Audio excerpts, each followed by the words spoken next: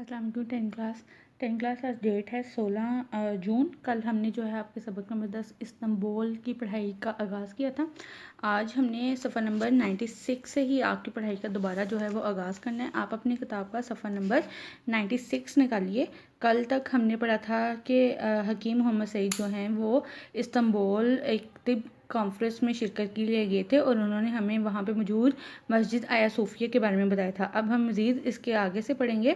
یہاں پر وہ بتا رہے ہیں مسجد سلیمانیہ سے مہلک ایک بڑا کتب خانہ ہے. مہلک یعنی کہ جڑا ہوا. یہاں مستوطات کا سب سے بڑا ذخیرہ محفوظ ہے.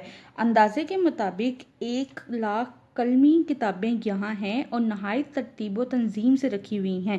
جب میں اپنے رفیقوں کو باسفورس، گولڈن ہار اور آیا صوفیہ کی سیر کرواتا ہوا یہاں سے سلیمانیہ میں لایا تو سب کی حیرت و مسرت کی کوئی انتہا نہ رہی. ہم سب نے یہاں اچھا خاصا وقت صرف کیا. اب یہاں سے ہم توپ کاپی سرائے چلے کہ ترکی میں یہ ایک نہایت عجائب گھر ہے. ہم سب دوست یعنی محترمہ خانم ڈسلوا، محترم ڈاکٹر محمد شعیب اختر، محترم ڈاکٹر عطاء الرحمان، محترم جناب ڈاکٹر ظفر اقبال توپ کاپی پہنچ گئے. یہاں آئے تو سیلانیوں یعنی اب ان کے دوستوں کے نام آئے ہیں ان کو آپ نے مارک کر لینا. سیلانیوں ٹورسٹوں یعنی کہ سیر کرنے والوں کا جمع گفیر تھا. بہت زیادہ رش تھا. میرے دوستوں کو ناشتے کی ضرورت محسوس ہوئی تو توپ کاپی میں نہایت زوردار ناشتہ کیا. میں نے بس جوس نوش جان کیا یعنی کہ پیا. ان دوستوں نے ترکش بن کی خوب تعریف کی. خیر جناب، جلدی ناشتہ کر کے ہم توپ کاپی سرائے میوزیم دیکھنے کو چل پڑے.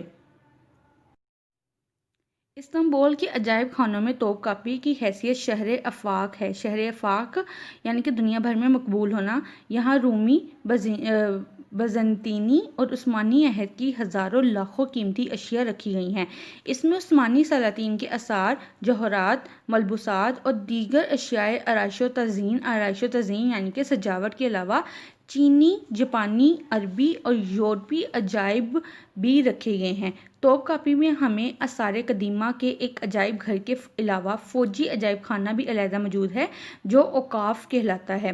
اسلامی ترقی، آرٹ، ادب اور نقاشی نیز مصوری کے بھی حیرت انگیز نمونے موجود ہیں. اسلامی علوم فنون اور ثقافت کو آگے بڑھانے میں سلاجقہ ترک بالخصوص عثمانی حکمرانوں کا کردار بہت نمایاں ہے. انہی کے علمی ذوق کی وجہ سے استنبول کا عجائب خانہ توپ کاپی جہاں نوارد اور آثار قدیمہ کا مشہور عالم مرکز بنا رہا. وہاں علم فن کے بیش بہا ذخیروں، نادر کتابوں کا بھی مخزن رہا خزانہ رہا. نوادر کتب، نایاب کتابیں اور اہم موضوعات کے الگ شعبے ہیں. موضوعات یعنی کہ ہاتھوں سے لکھے ہوئے قلمی نسخے.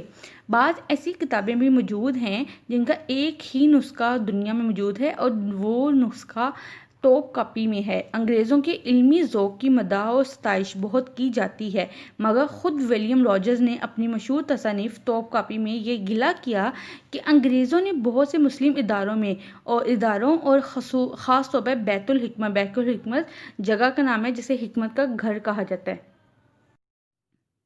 لیکن توپ کاپی کو نظر انداز کر دیا. جہاں قدیم اسلامی عہد کی نادر و نایاب کتابیں بکثرت موجود ہیں اور موضوعات اور مسودات کے لحاظ سے مسودات یعنی کہ ہاتھ سے لکھی ہوئی تحریریں بھی دنیا کے عجائب خانے اور بہت سے میوزیم میں اس کے مقابلے میں ہیچ ہیں یعنی کہ کمتر ہیں. تقریباً ہر علم و فن سے متعلق اہم کتابیں یہاں موجود ہیں.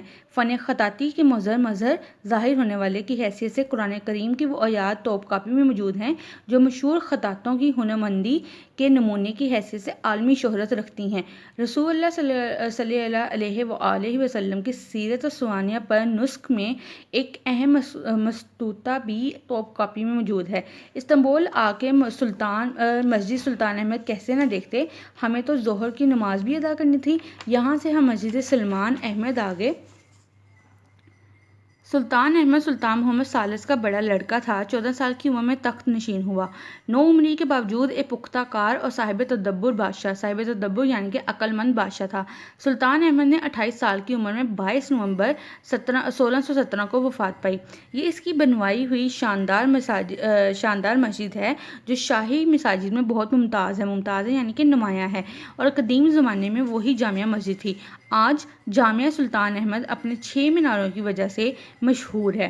اسے سلطان احمد نے اپنی وفات کے سال مکمل کیا۔ یہ شاہی مسجد بہت سے مذہبی تہواروں کے منانے کی جگہ اور بہت سے درباری رسمی جلوسوں کا مرکز رہ چکی ہے۔ مسجد تاریخی حیثیت کی حامل ہے۔ یہاں سب نے وضو کیا، نماز ظہر اور نماز عصر ملا کے پڑھی۔ سیلانیوں کا یہاں بھی مجمع تھا اور خوب تھا۔ اب ہم استنبول کی سیر کے آخری مرحلے میں آگئے۔ میں ترکی جب بھی آتا ہوں حضرت ایوب انصاری رضی اللہ عنہ کے مزار پہ ضرور آتا ہوں۔ آج بھی ہم پانچوں سوار آخر میں مزار اقدس پر حاضر ہوئے۔ حضرت ایوب انصاری رضی اللہ عنہ کا مرتبہ علم ایسا تھا کہ صحابہ کرام رضی اللہ عنہ مسائل کی تحقیق میں انہی سے رجوع کرتے تھے۔ حضرت ایوب انصاری کی شخصیت میں 3 چیزیں نمایاں ہیں: جوش ایمانی، حق گوئی اور حضرت صلی اللہ علیہ وسلم سے بے کرہ محبت۔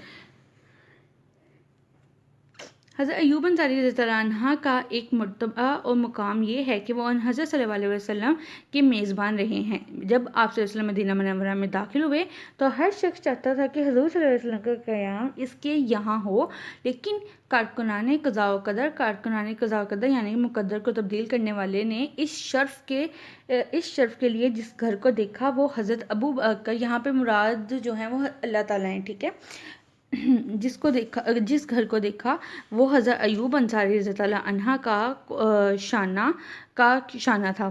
نبی اکرم صلی اللہ علیہ وسلم کی بشارت کی روشنی میں فتح قسطنطنیہ کے لیے حضرت امیر معاویہ رضی اللہ عنہ کے دور حکومت میں، جیسا کہ ابتدا میں ہم ذکر کر چکے ہیں، قسطنطنیہ پر فوج کشی ہوئی تو حضرت ایوب انصاری رضی اللہ عنہ اس گروہ میں شریک تھے۔ سفر جہاد میں ایک وبا پھیل گئی، مجاہدین کی بڑی تعداد اس وبا کا شکار ہوئی۔ حضرت ایوب انصاری رضی اللہ عنہ بھی علیل یعنی کہ بیمار ہوئے۔ ان کا انتقال ہوا تو مسلمان مجاہدین نے انہیں رات کے وقت قسطنطنیہ کی دیواروں کے نیچے دفن کر دیا۔ آج یہی مقبرہ دنیا کے مسلمانوں کے لیے مرجع خیر و برکت بنا ہوا ہے۔ مرجع یعنی کہ رجوع کرنے کی جگہ۔ اب ہمیں اتاتورک ہوائی میدان جانا تھا، اپنا سامان لینا تھا۔ ادانا جو ہے وہ ترکی کا نسبتاً ایک چھوٹا مگر تاریخی شہر ہے۔ جانے والے جہاز میں بیٹھنا تھا۔ مجھے خوشی اس بات کی ہے کہ میں نے اپنے ان دوستوں کو آج 8 گھنٹے میں استنبول کی سیر کروا دی۔ تو اسٹوڈنٹ، یہاں پہ ہماری استنبول کی جو پڑھائی ہے وہ مکمل ہوتی ہے۔ فردر انشاءاللہ تعالیٰ اگلے لیکچر میں ہم اس کے ایکسرسائز کریں گے۔ ابھی کے لیے آپ نے جو ہے اس سبق کا خلاصہ اس کو اچھے سے یاد کر لینا ہے، الفاظ معنی کو اچھے سے یاد کر لینا ہے، اور اقتباس جو ہیں ان کی پریکٹس کر لینی ہے۔ اللہ حافظ۔